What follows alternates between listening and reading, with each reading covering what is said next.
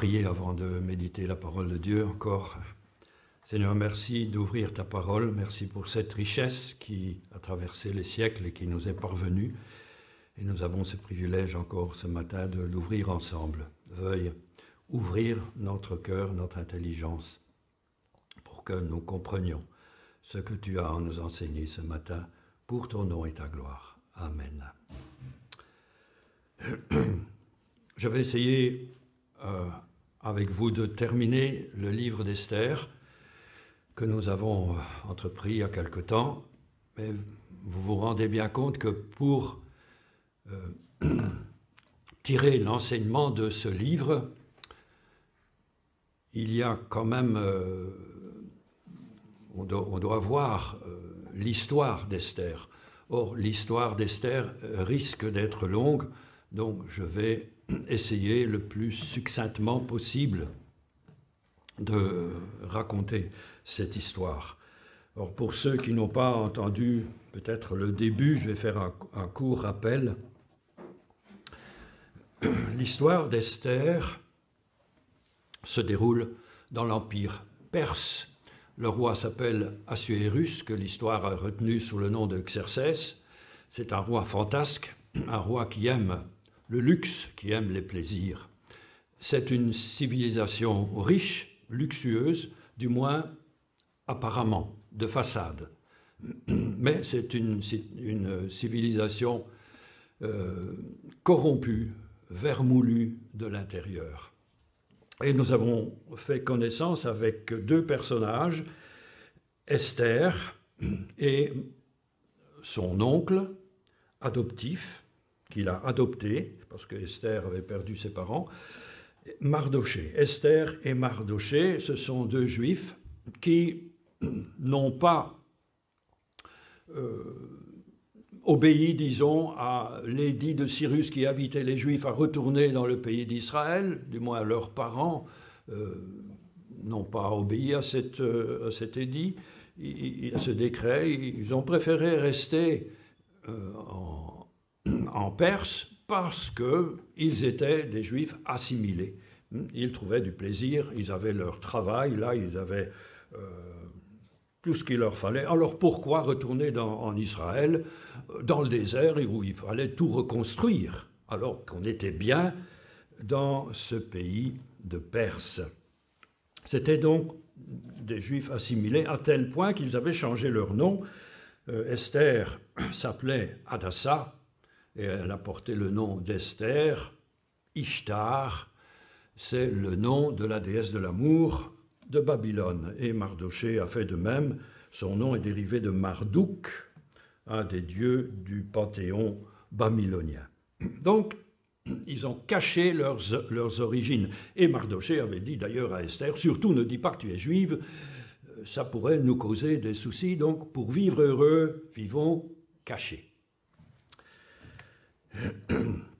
Mardochée avait une position très enviable puisqu'elle se trouvait à la porte du roi Assuérus, à la conciergerie du roi Assuse, la capitale. Et dans cette histoire, nous avons vu dès le début que Dieu cache sa face. C'est un des livres de la Bible où le nom de Dieu ne figure pas. Dieu cache sa face, mais ça ne veut pas dire qu'il n'agit pas. Et nous allons voir dans cette histoire que Dieu agit en coulisses, qu'il est derrière tous les événements. S'il se cache, il dirige tous les événements à l'insu de son peuple. Et il va veiller sur son peuple, comme nous allons le voir. Et nous avons dit à ce sujet que l'assimilation était un grand problème qui menaçait l'Église et qu'il y avait de moins en moins de différence entre les croyants et les non-croyants, que cette différence devenait de plus en plus ténue.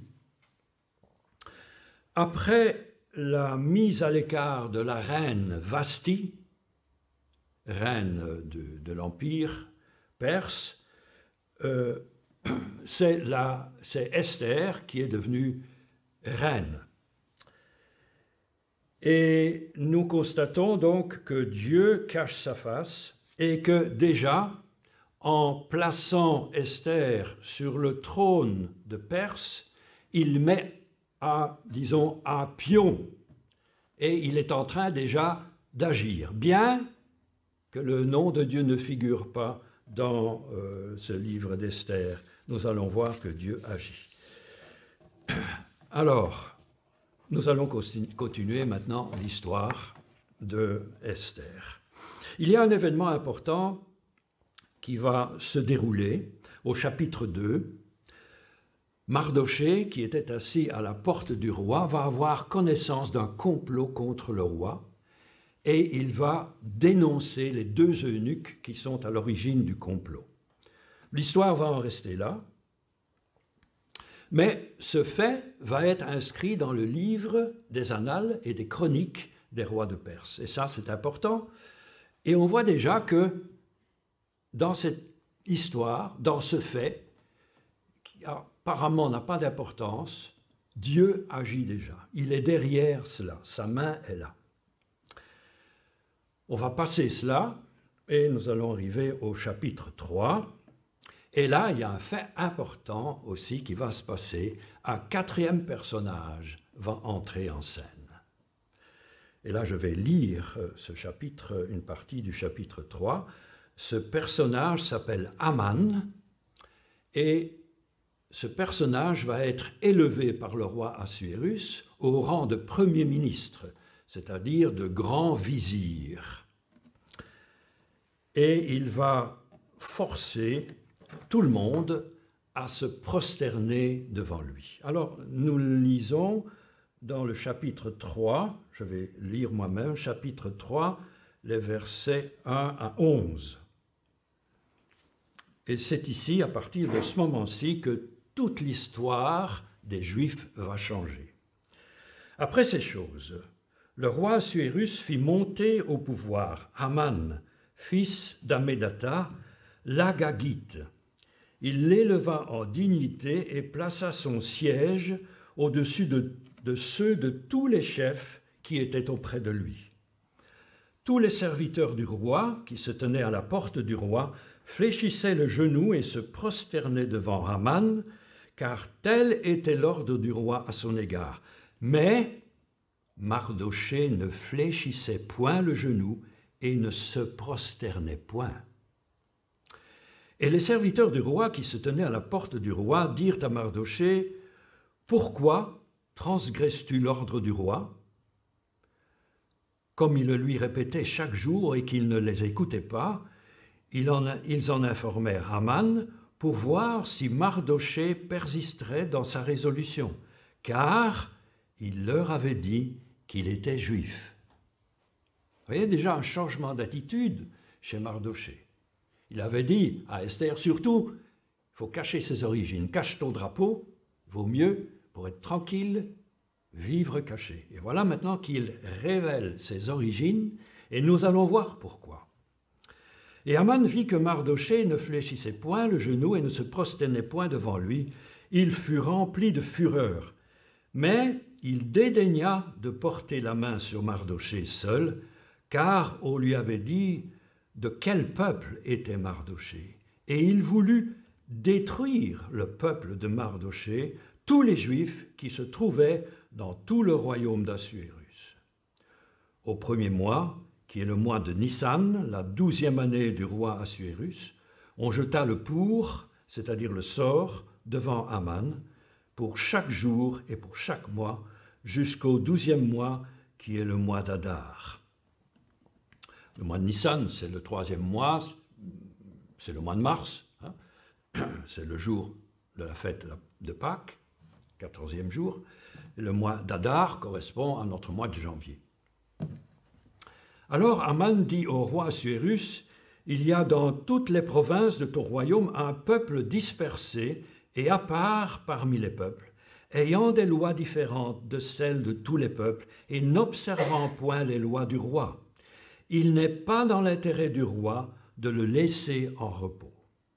Si le roi le trouve bon, qu'on écrive l'ordre de les faire périr, et je pèserai 10 000 talents d'argent entre les mains des fonctionnaires pour qu'on les porte dans le trésor du roi. le roi ôta son anneau de la main et le remit à Aman, fils d'Ammédatha, l'Agagite, ennemi des Juifs. Et le roi dit à Aman, « L'argent t'est donné, et ce peuple aussi, fais-en ce que tu voudras. » Un quatrième personnage entre en scène, Aman, l'Agagite. Et Mardochée, juif assimilé, refuse de se prosterner devant lui. Pour quelle raison? À ce moment-là, Mardochée a un sursaut spirituel. Lui qui est un juif assimilé, qui a dit « cachons nos origines », il a un sursaut spirituel. Il refuse de se prosterner devant cet homme parce que bibliquement, se prosterner, ça veut dire se soumettre, ça veut dire obéir, ça veut dire être idolâtre, selon la parole de Dieu. Et Mardochée refuse cela. Je ferai une petite parenthèse. Les pouvoirs politiques ont pour rôle la recherche du bien commun. Et l'apôtre Paul nous dit que l'on doit obéir à ces pouvoirs politiques parce qu'ils sont tout simplement serviteurs de Dieu pour notre bien. Mais quand ces pouvoirs politiques sortent de leur rôle, sortent de leurs prérogatives et qu'ils s'absolutisent, qu'ils se divinisent, il est dans notre intérêt de s'opposer à eux, de leur résister. Et je crois que dans notre monde, nous vivons actuellement, il faut être vigilant et il faut distinguer qui sont-ils, que font-ils, travaillent-ils pour notre bien. Il ne s'agit pas de tout accepter, il s'agit de se poser des questions. Je ferme la parenthèse. Deuxième point, la deuxième raison pour laquelle Mardochée ne se prosternait pas devant Aman. Il va prendre conscience qu'Aman, en fait, est un ennemi mortel de son peuple.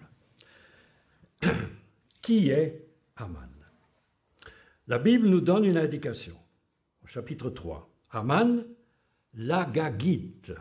C'est-à-dire que Aman est un descendant du roi Agag. Oui, bon, ça n'arrange pas les affaires. Qui est Agag? Agag est un roi qui a combattu contre Saül. Et le prophète Samuel, on trouve ça dans 1 Samuel 15, verset 33, le prophète Samuel avait dit à Saül, « Tu feras mourir Agag et tout le peuple qui lui appartient. Non seulement Agag, mais toutes ses possessions. » Et Saül n'a pas obéi. Lors de la bataille, il a été vainqueur. L'Éternel lui a donné la victoire. Mais il a préservé la vie à Agag. Et en plus de cela, il a raflé tous ses troupeaux, les belles bêtes de son troupeau, les plus belles. Et à cause de cela, le prophète Samuel lui a dit « Dieu a mis fin à ton règne, parce que tu n'as pas obéi. » Et c'est le prophète Samuel qui s'est chargé lui-même de tuer Agag. Bon, mais qui est Agag? Allons plus loin maintenant dans la Bible, dans l'Ancien Testament. Agag est un descendant d'Amalek. C'était le roi des Amalécites. Bon, qui étaient ces gens-là? Il faut aller plus loin pour comprendre. Les Amalécites étaient un peuple du désert. Et c'est le premier conflit, la première bataille à laquelle le peuple d'Israël a fait face lorsqu'il est sorti d'Égypte. Ce sont les Amalécites, sous la direction d'Amalek, qui s'est précipité sur les traînards du peuple d'Israël qui étaient fatigués, qui les a massacrés, qui les a dépouillés. On trouve ça dans le livre du Deutéronome. Si vous connaissez cette histoire, vous vous souvenez de Josué qui menait la bataille contre les Amalécites. Moïse était sur la colline et que faisait Moïse? Il levait les mains. Et quand les mains de Moïse étaient levées, Israël était vainqueur. Mais les mains de Moïse se fatiguaient. Et quand il baissait les mains, c'était Amalek qui était vainqueur. Et il y a deux personnes qui ont soutenu les mains de Moïse. C'est Aaron et Our. Les Amalécites ont été vaincus. Mais il y a des textes qui sont importants, du moins 2 versets, vous allez comprendre. Un détail nous est rappelé dans l'Exode au chapitre 17. Écoutez bien ceci. Parce que la main d'Amalek a été levée contre le trône de l'Éternel, il y aura guerre de génération en génération entre l'Éternel et Amalek. Il y aura guerre de génération en génération entre Israël et Amalek. Et Amalek est devenu l'image de tous les ennemis d'Israël, dans toutes les générations, dans tous les temps. Et nous trouvons aussi dans le livre du Deutéronome ce verset que l'Éternel adresse à son peuple, Israël. « Quand tu seras entré dans le pays promis, tu effaceras la mémoire d'Amalek. Ne l'oublie pas. » Saül l'a oublié. Il n'a pas fait. Et nous retrouvons dans cette histoire d'Esther Amalek. Aman, c'est Amalek. Et on peut dire qu'à chaque génération du peuple d'Israël, Amalek apparaît sous une forme nouvelle. Et la sagesse pour ce peuple d'Israël, c'est de discerner qui est Amalek. Amalek n'est pas seulement un peuple de chair et de sang, c'est aussi, derrière Amalek, se cache une puissance spirituelle, dramatique, satanique, démoniaque, qu'il faut discerner. C'est pourquoi le peuple d'Israël, actuellement encore, doit toujours être sur ses gardes. Amalek est toujours là. Et que veut Amalek? La destruction du peuple d'Israël. Et je vais vous en donner des exemples, et vous en connaissez des exemples de toute façon. Cette puissance des ténèbres n'a cessé de vouloir détruire, d'éliminer le peuple d'Israël au cours des siècles. Commençons par Rome, en 70, en 70, après Jésus-Christ, la destruction du temple, la destruction de Jérusalem, l'exil du peuple juif, des milliers de juifs ont été crucifiés à Jérusalem. On a été jusqu'à changer le nom de Jérusalem, on l'a appelé Aelia Capitolina.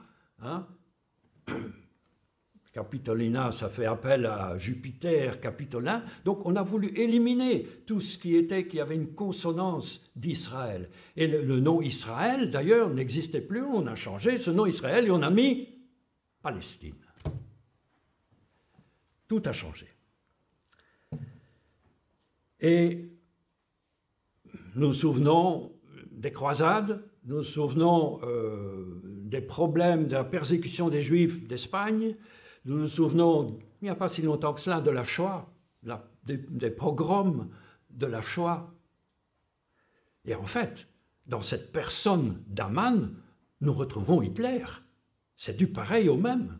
C'est tout à fait pareil. Et aujourd'hui, qui est Amalek pour le peuple d'Israël? Ben, c'est l'Iran. Et l'Iran, c'est quoi? Ben, c'est la Perse. On retrouve la Perse. On retrouve ce même empire. L'Iran, et je l'entendais encore dernièrement, est le grand ennemi d'Israël qui ne désire qu'une chose, la destruction d'Israël. L'Iran est l'instigateur du rassemblement des forces qui combattent Israël. Dans la bande de Gaza, en Cisjordanie, le Hezbollah libanais et en Syrie. Et des milliers, voire des millions d'euros ont été versés par l'Iran au Hamas à Gaza, au djihad islamique, au Hezbollah libanais. Et je lisais, pas plus tard qu'hier, que Hassan Nasrallah, le chef du Hezbollah libanais, avait dit dans un discours, il faut éradiquer ce cancer qu'est Israël du Moyen-Orient. Il faut éradiquer ce cancer. Amalek est toujours là et Israël doit toujours être sur ses gardes. Mais attention, cette même puissance spirituelle démoniaque veut aussi notre destruction, la destruction de l'Église. Et en ces temps que nous vivons, l'Église est attaquée de tous côtés, de diverses manières. Soyons aussi sur nos gardes. Souviens-toi, et ça s'adresse à nous aussi, d'Amalek, qui veut ta destruction, qui veut la destruction du christianisme. Je reviens à l'histoire, après cette parenthèse. Haman s'est sans doute souvenu de ses origines et de l'antagonisme entre son peuple et le peuple d'Israël. Et il est allé trouver le roi et lui a tenu le discours que nous avons lu dans le chapitre 3. Il a dit en bref ceci, « Il y a un peuple dans ton royaume qui est inassimilable. » Alors c'est dangereux pour ton autorité, pour ton pouvoir. Conséquence, s'il est inassimilable, qu'est-ce qu'il faut faire? Il faut l'éliminer. C'est la seule solution. J'ouvrirai encore une parenthèse. Les empires ont besoin d'assimiler tous les citoyens afin de garantir l'unité de l'empire. C'est ce que les Romains ont fait, la Pax Romana, la paix romaine. On assimilait tous les dieux de tous les peuples conquis et pas de problème. On les ajoutait à toute la panoplie et tout le monde était d'accord. Et aujourd'hui, dans notre monde moderne, qui est en train de vouloir devenir un empire mondial, on est en train d'arriver à ce que l'Apocalypse appelle la Grande Babylone. Et on a besoin, pour réaliser cet empire, que tout le monde adopte les mêmes normes, les mêmes comportements, les mêmes pensées pour être gouverné. Il faut conditionner chaque être humain. Il faut les mettre dans le même moule, qu'ils pensent la même chose, avoir une pensée unique. Et dans ce monde, il n'y a plus de place pour ceux qui pensent différemment. Si vous êtes LGBTQ contre, vous défendez certaines valeurs, non, vous n'avez plus la place dans notre société. Il faut penser comme nous. Je cite un exemple, il y en a d'autres. Et les valeurs chrétiennes sont rejetées, sont mises de côté. Et en principe, un chrétien est quelqu'un qui n'est pas assimilable, qui est différent, comme le peuple d'Israël était un peuple inassimilable. Alors, Paul nous dit ceci dans Romains 12, je crois que c'est Romains 12, « Ne vous conformez pas au siècle présent, ne vous conformez pas au siècle présent, mais soyez transformés par le renouvellement de l'intelligence, de la sagesse de Dieu. » Je ferme la parenthèse encore. Il est aussi intéressant de savoir qui était Mardochée en fait. Quelles étaient les origines de Mardochée? Et c'est frappant quand même. Mardochée était un descendant de Kish. Ça ne me dit rien, mais Kish faisait partie de la famille du père de Saül. Tiens, on retrouve les deux antagonistes, Agag, Saül, on les retrouve dans la personne de Aman et de Mardoché. Le conflit reste toujours face à face, Amalek et le peuple d'Israël. J'en arrive à une petite conclusion de ce chapitre. Au moment de l'élévation d'Aman en tant que grand vizir, en tant que premier ministre, il y a un déclic qui va se faire chez Mardoché. Lui qui avait caché son identité juive va retrouver son identité juive et va le dire « Je suis juif ». Pourquoi ? Parce qu'il s'est rendu compte qu'en face de lui, il avait un ennemi mortel pour son peuple. Voyez que ça ne sert à rien de cacher ses origines. On n'est jamais à l'abri. Et c'est ce qui s'est passé avec Mardoché. Mais à partir de là, on va commencer à avoir des retournements de situation. Et c'est ça qui est important dans le livre d'Esther. On en parlera dans quelques instants. Ce sont les retournements de situation. Alors pour nous, aujourd'hui, il nous faut aussi dans notre vie distinguer qui est Amalek. Ce n'est pas nécessairement un dirigeant de nos pays, ce n'est pas ça que je veux dire. Mais il faut discerner qui est Amalek au travers des puissances de l'adversaire qui sont à l'œuvre maintenant, à notre époque. Excusez-moi.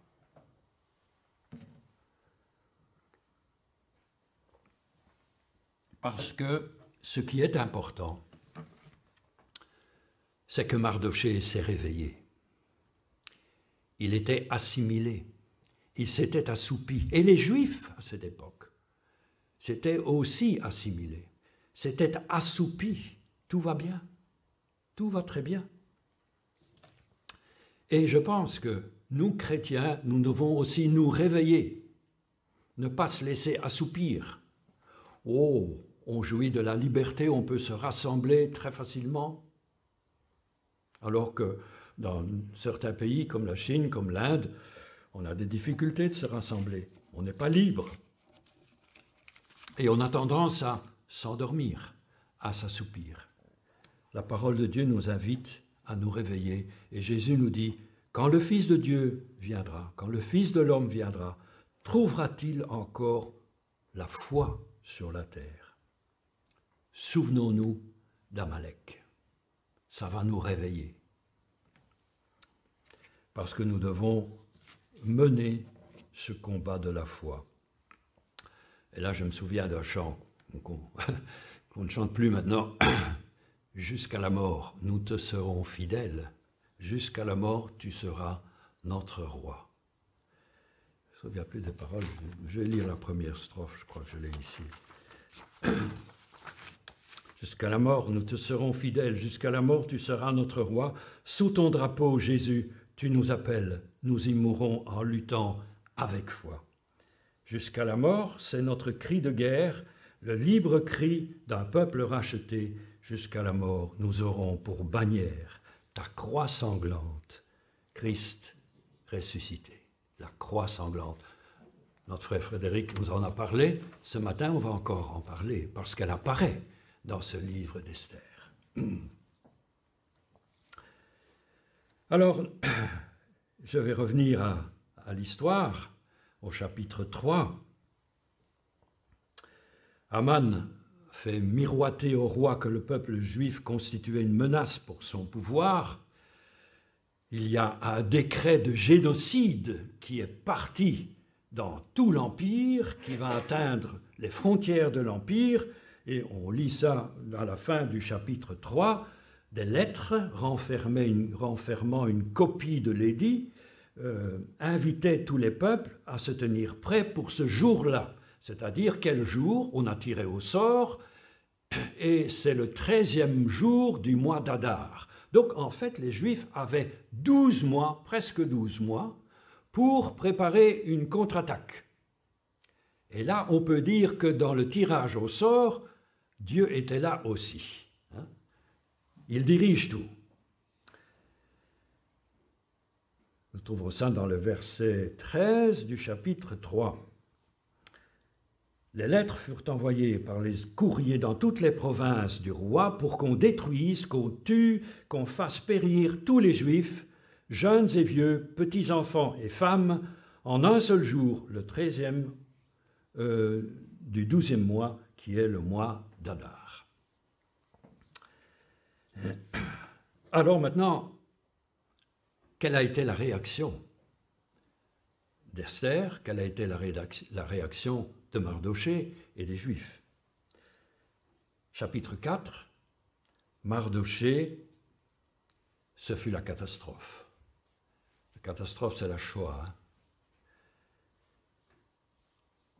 Mardochée déchira ses vêtements, se couvrit d'un sac et de cendres, et partit dans la ville de Suse, se lamenter.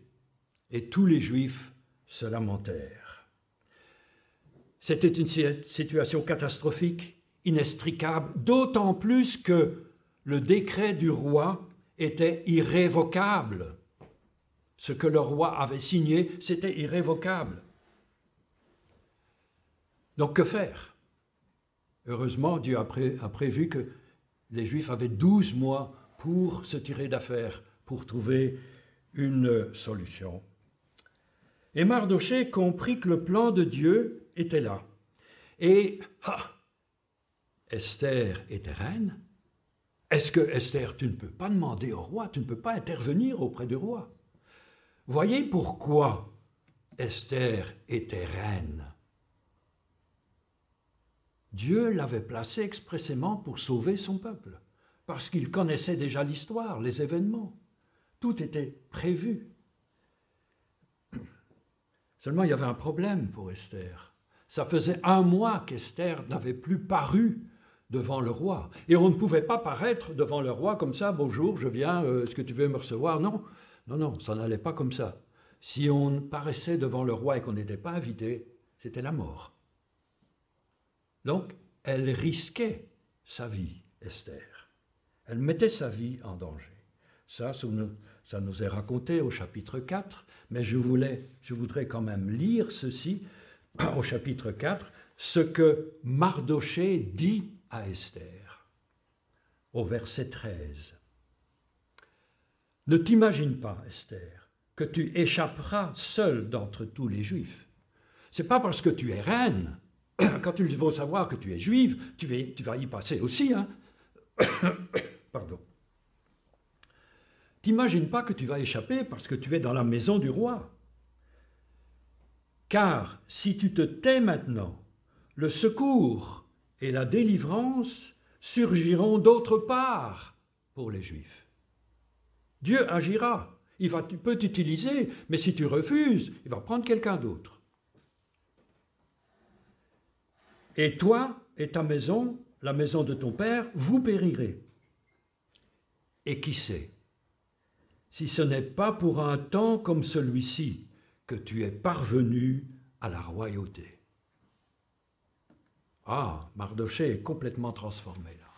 Il reconnaît que si Esther est reine, c'est dans le plan de Dieu. Et il a bien compris cela.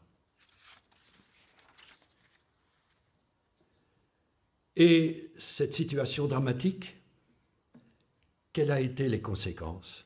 C'est le réveil du peuple juif. Esther va prendre conscience que c'est le plan de Dieu. Qu'est-ce qu'elle va faire? Je ne peux pas aller trouver le roi comme ça. Je vais d'abord prier et jeûner. Et pendant 3 jours, Esther a prié, a jeûné. Pendant 3 jours, les servantes ont prié et jeûné. Pendant 3 jours, les Juifs de la capitale ont prié et jeûné. Et ils se sont réveillés, ils se sont rapprochés de Dieu. Ne croyons pas que notre liberté dont nous jouissons maintenant est éternelle. On a eu un exemple il y a 2 ans. Souvenons-nous que du jour au lendemain, nos églises ont été fermées à cause de la Covid. Ça peut arriver pour une raison ou pour une autre, très rapidement. Notre liberté, elle est précaire. Comptons sur Dieu lui-même. Et nous arrivons maintenant à un point capital, les retournements de situation. Esther est allée trouver le roi. Le roi l'a vu venir. Il lui a tendu son sceptre. Ça veut dire qu'il acceptait sa présence. Formidable. Dieu agit. Et il lui a dit ceci. « Quelle est ta demande, reine Esther? Demande-moi ce que tu veux. Même jusqu'à la moitié de mon royaume, je te le donnerai. » Ah, merveilleux. Et Esther n'a pas dit la raison pour laquelle elle était venue.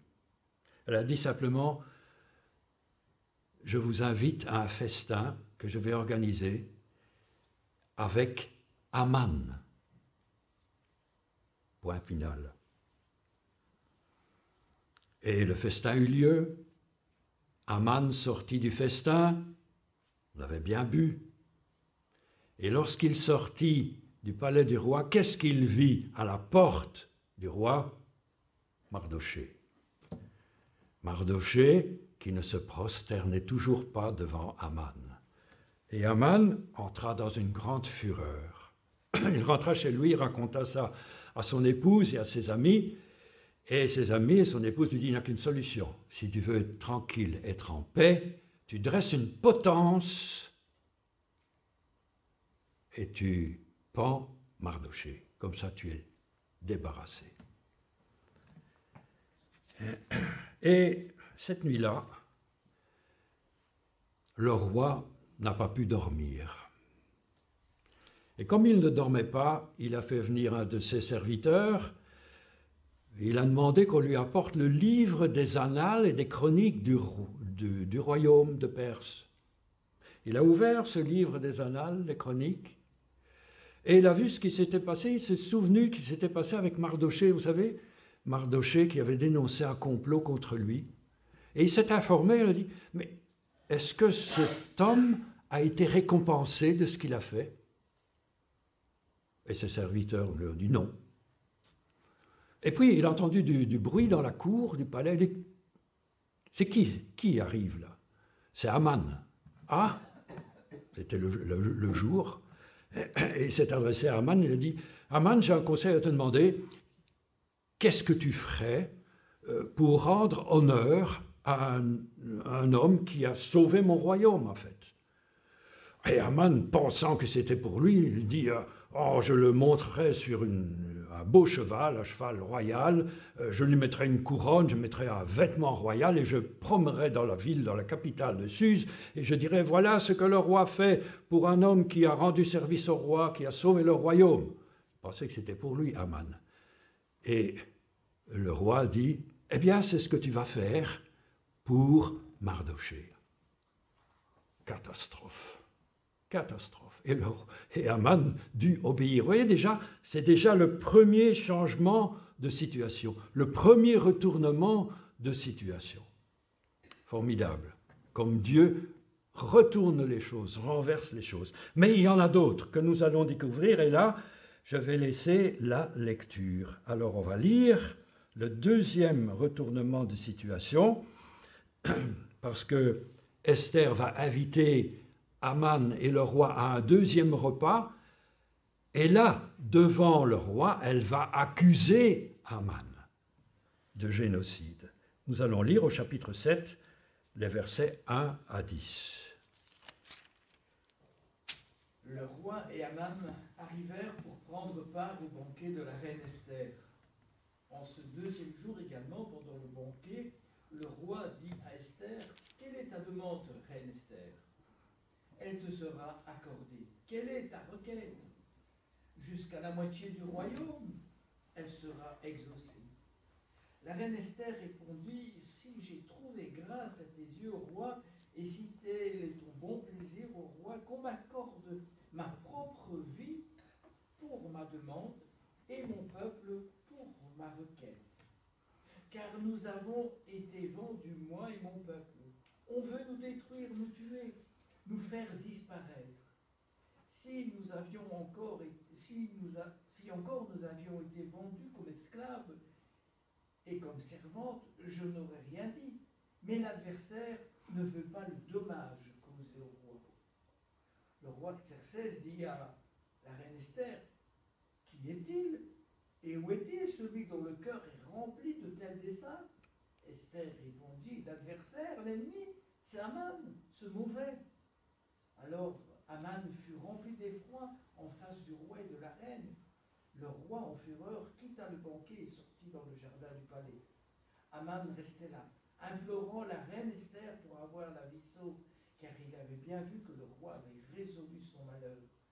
Le roi revenait du jardin du palais à la salle du banquet, au moment où Aman s'affalait sur le divan où se trouvait Esther.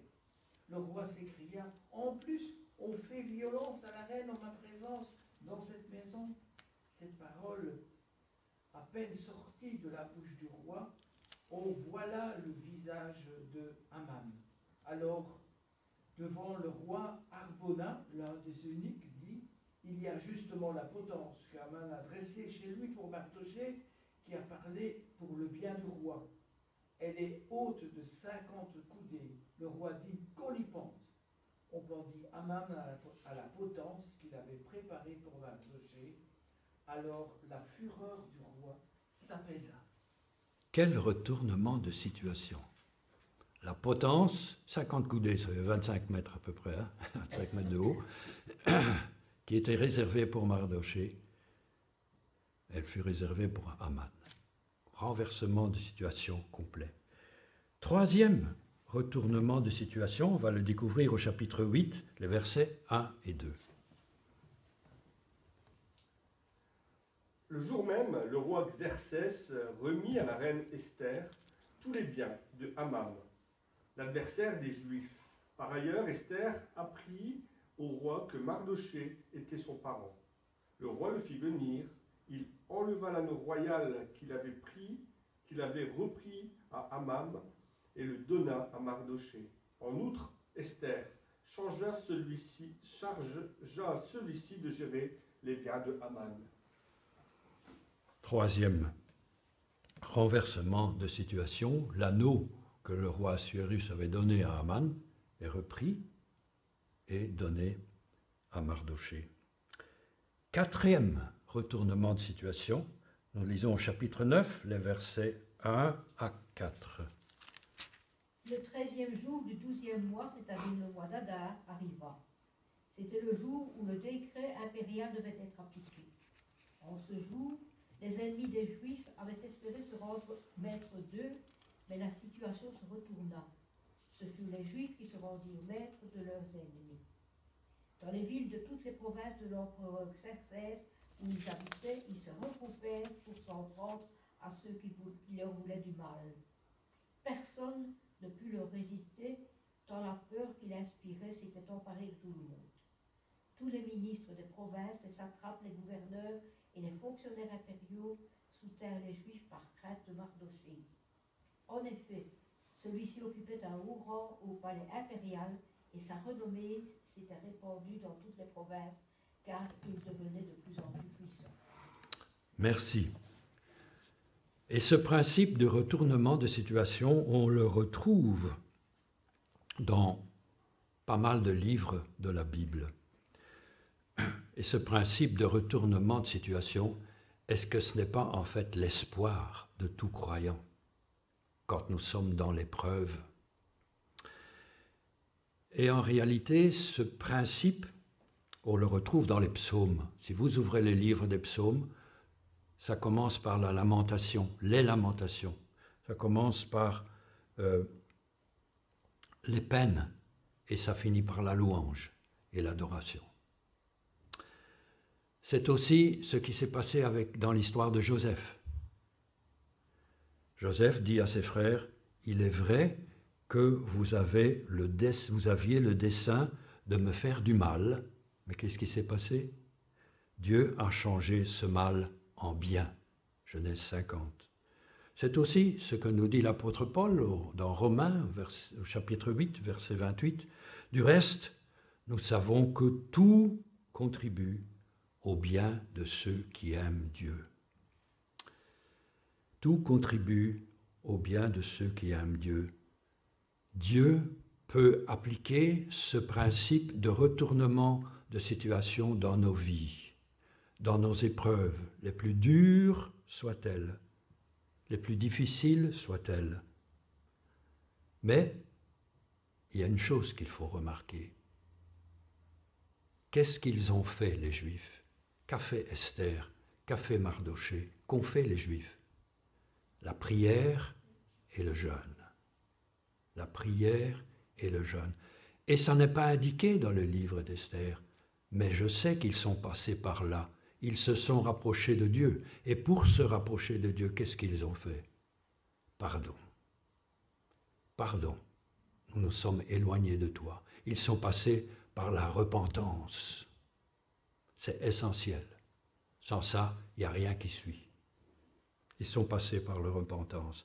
Alors pensons-y aussi. C'est pour nous aussi. La prière, le jeûne, pourquoi pas, passer par la repentance. Alors Dieu agira. Et nous verrons dans nos vies, dans nos épreuves, quelles qu'elles soient, des retournements de situation. Et dans ce récit, nous avons assisté à une série de catastrophes. Et ensuite, ces catastrophes, elles sont annulées par une aide qui vient de l'extérieur, par un salut qui vient de l'extérieur. Elles sont renversées, elles sont annulées. Mais je ne sais pas si vous avez remarqué, quel est le point le plus critique de cette histoire? Pour moi, et pour, je pense, pour vous, c'est la potence. C'est le bois dressé pour Mardochée. Et ce mot hébreu qui est utilisé, c'est le même mot que Luc utilise dans le livre des Actes lorsqu'il parle de la croix de Jésus-Christ. C'est le même mot qui est utilisé dans le Deutéronome, au chapitre 21, et qui est repris par l'apôtre Paul lorsqu'il écrit sa lettre aux Galates, au chapitre 3. Il est dit ceci: « Maudit quiconque est pendu au bois. » Maudit quiconque est pendu au bois. Et pour le peuple juif, il n'y a pas de situation plus critique que celle-ci. Un juif innocent, en l'occurrence Mardochée, qui est destiné à la pendaison. Il n'y a pas de situation plus critique que celle-là, parce que c'est la malédiction de Dieu quand on est pendu au bois. Alors il y a un moment où l'humanité a touché le fond. C'était quand un innocent, un juif innocent, a été pendu au bois à Golgotha. Un juif innocent, pour nous libérer de nos péchés, pour libérer tous les hommes de toute tribu, de toute langue, de toute nation. Et on peut dire que là, s'est passé le retournement de situation le plus profond de l'histoire de l'humanité, à la croix de Golgotha. Et tout ça nous est admirablement raconté, je dirais, dans l'Épître Colossiens au chapitre 2. Nous retrouvons ce qui s'est passé du temps d'Esther, en fait. Colossiens 2, versets 13 à 15, je lis. « Vous étiez morts en raison de vos fautes et de l'incirconcision de votre corps, il vous a rendu la vie avec lui. » La mort, la vie. Retournement complet de situation. Il a pardonné toutes nos fautes. Il a effacé l'acte rédigé contre nous. Ah, le livre d'Esther. L'acte, il a été effacé. Il a effacé l'acte rédigé contre nous, l'acte qui nous condamnait par ses prescriptions, et il l'a annulé en le clouant à la croix. Et puis, on a parlé d'Amalek, de ce que derrière Amalek se cachent des puissances spirituelles démoniaques. Il a dépouillé les dominations et les autorités et les a livrées, donné publiquement en spectacle en triomphant d'elles par la croix. Merveilleuse image de ce livre d'Esther. Et ce qui apparaissait à la croix, la plus grande des défaites, est devenu le plus grand des triomphes. Retournement de situation complet que l'humanité n'a jamais connu. Satan pensait être vainqueur, il a été vaincu. Et on peut dire que le livre d'Esther est vraiment une préfiguration, est vraiment, je dirais, un échantillon de toute la beauté du retournement qui s'est produit lors de la rédemption à Golgotha. Et un jour, Dieu placera dans ce monde un roi juif sur le trône de ce monde, quand il reviendra. Conclusion rapide. Quel encouragement que nous trouvons dans ce livre d'Esther. Ça signifie, ce retournement de ces situations, ça signifie que nous avons de l'espoir, même dans les heures les plus sombres et les plus terribles que nous pouvons vivre dans notre vie. Et quand nous regardons dans ce qui se passe dans le monde, il y a de quoi être inquiet, mais ne craignons pas parce que Dieu agit. En coulisses, il est là. Même si nous avons l'impression qu'il cache sa face, il agit, il est le maître de l'histoire. L'histoire d'Esther nous dit aussi que Dieu a vaincu Amalek, il a vaincu le mal, il a vaincu Satan, mais qu'il vaincra tout le mal, définitivement, y compris le dernier, l'ultime Aman de l'histoire du monde, l'Antichrist qui va venir. Nous sommes du côté du vainqueur, pas de l'autre côté. Nous sommes du côté du vainqueur. Au milieu de nos épreuves, soyons comme Esther, comme Mardochée, des héros de la foi. Même si nous sommes égarés, même si nous sommes assoupis, réveillons-nous. Et revenons à la prière, au jeûne, pourquoi pas.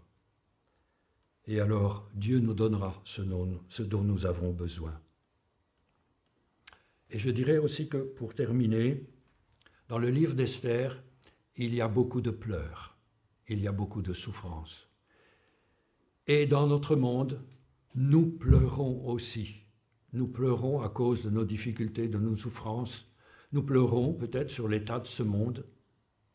Mais un jour, tout sera effacé. Il y aura encore un retournement des situations lorsque tout sera joie, parfaite paix, lorsque ce ne sera que réjouissance dans la maison du Père. Retournement de situation. C'est ce que Dieu veut de nous. Nous laisser guider, nous réveiller. Alors nous allons prier pour terminer. Seigneur, merci pour ce livre d'Esther qui est si riche en enseignements pour nous. Et c'est vrai que nous devons admettre que souvent nous nous assoupissons et nous nous assimilons à ce monde. Et nous voulons appliquer à notre vie ce verset de cantique. Jusqu'à la mort, nous te serons fidèles. Jusqu'à la mort, tu seras notre roi.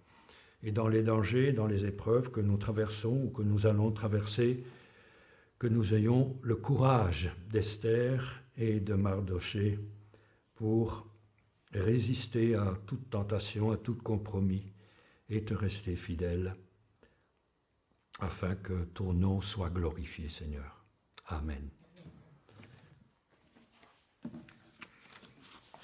Excusez, j'étais un peu long.